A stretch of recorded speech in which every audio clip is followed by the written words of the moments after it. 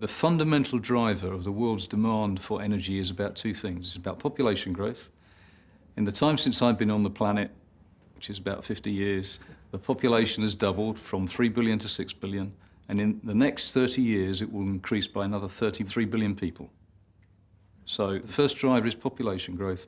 And the second driver is people want to have a higher quality of living.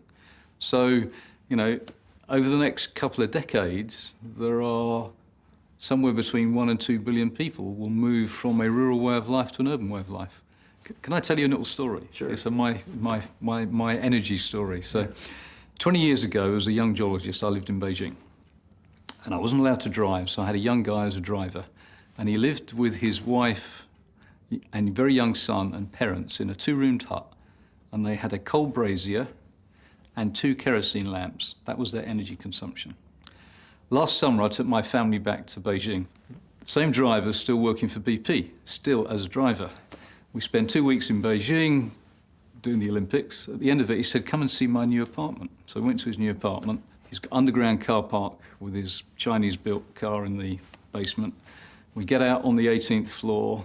This is his wife's electric scooter on the landing.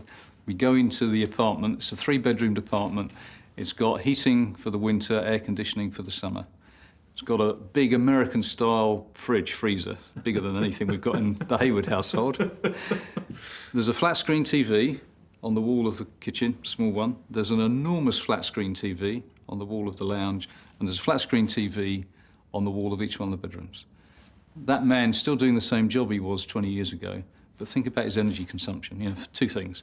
It's a tremendous testament to what China has done. Lifted 350 million people out of poverty. But the energy consumption that goes with that is extraordinary. His energy consumption is exponential relative to what it was only 20 years ago. Yeah. And the great news is 350 million people have done that. The slightly more disconcerting thing is another 1 or 2 billion to go, if you add up China and India and Africa. So that's, that's the energy challenge, and that's why we need all of it. Right. It's not either or, it's all of it. And the transition to a much lower carbon intensity world will take place over 3 or 4 decades.